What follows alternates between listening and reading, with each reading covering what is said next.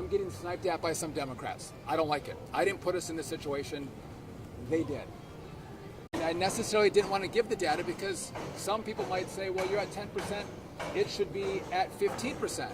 Others might say it should be at 5%. It is not a science. It is a art that we're trying to deploy to keep people safe in the airspace. And we're trying to be, we're trying to prevent the pressure that we now see building in the system. There's a very easy solution.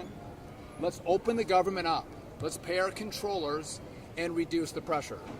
That's not happening. The Senate actually is going home this weekend. As many people here can't get home, the Senate goes home. They should be here every day, every weekend, every week trying to find a deal so we can open the government back up. Mr. Secretary. I'm not done. I want to talk to you about the data. So first, some have asked what's happened in the airspace. So a few points that we look at that are sending us in the wrong direction.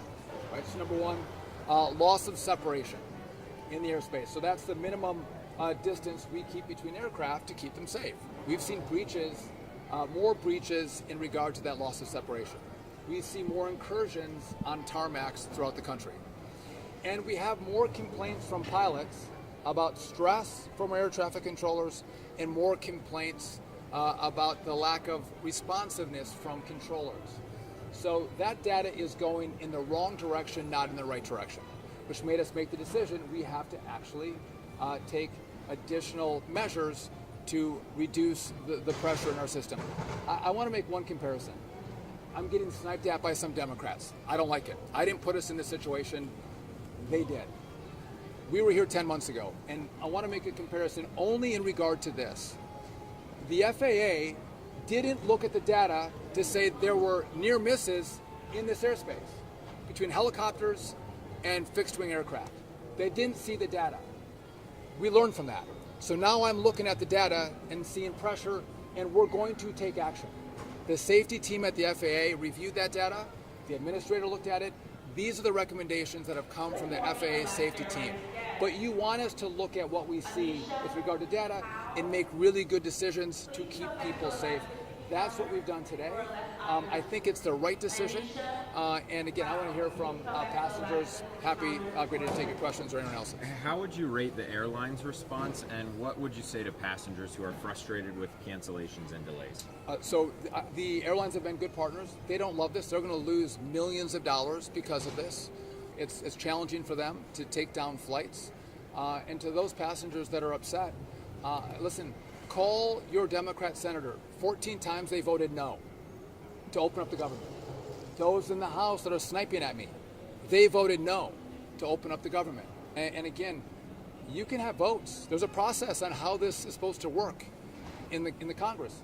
Shutdowns are not the way you get your will in your way if you've lost elections. You introduce bills, you debate, you vote. That's what you do. And if you can't get what you want, you don't shut the government down and inflict this pain on the American people. Yes. I'm sorry, what's that? At what point are international flights going to be impacted? So international flights are not going to be impacted, and there's a reason for that. I appreciate the question. We have international agreements that we abide by.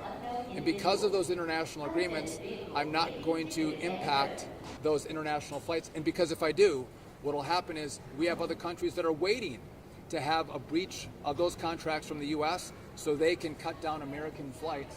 And that would have a very long-lasting impact on our ability to send travelers from the U.S. to those partnering countries that have the agreements. When we spoke on Wednesday, we talked about 10% as the number. I asked you, did you think about doing a lesser number? You guys ended up going to 4%. If 4% doesn't work today, could you increase it even more than 1% daily? Could we see it go up more? That's a great question. So we had talked about 10%. Yep. As I reviewed that with the safety team at the FAA, they said the safest way to do this is to get to 10%, to do a step approach and do it, we're doing it at 4%, and then as you see, 4 days later we do 2 days later we do another 2, and then 2 days after that we're at 10%. They thought, from the safety team and the administrator, that was the best way to do this and the safest way to do this, which is why that's what we rolled out. Secretary, can you talk? Can you clarify if it's 10% across all flights across America or 10% impact on the 40 airports that you have? It's the 40 airports. So we're doing 10% on the 40 airports. That's where we saw the most pressure. So how many flights per day is that? Because it's not 4,500 So it's going to be 4% today in regard to those 40 airports, and again, we're going to step ladder that up to get to 10% next week. The exact number I can't give you, and I don't want to see the disruption. I don't want to see the delays. Now, there could be a benefit if I can get the controllers to come back to work. I asked the head of the Air Traffic Controller Union to reach out to his controllers, to ask them to show up. It is their jobs. If they start coming to work, we may have the same experience we had in Newark. We had delays and cancellations in Newark in the early summer. We reduced the capacity, and then the flights were on time. Right? We had less cancellations, less delays. It was the most on-time months we had in Newark ever. So that could be an outcome of what we're doing. And we'll see probably more people on less flights, which means less pressure on control. Sir, have you spoken to the president today? Any expectation he has in the middle of this tense situation across the country? So I haven't talked to the president today, but I've talked to the president, I've talked to the White House. They're fully read in on what we're doing. And when I look to the safety team, the White House also looks to the safety team to help us make the right decisions, to do the best we can to keep people safe. But there's an easy answer. There's an easy answer. Open up the government. Stop this. And by the way, when I was in Congress, we had shutdowns. I stayed here for a month. I didn't fly home. I sat in my office, working on deals, working on solutions. Why are senators going home? If you can vote 14 times to keep the government shut down and create this gridlock in our airports, and you're going to go home, they should sit here.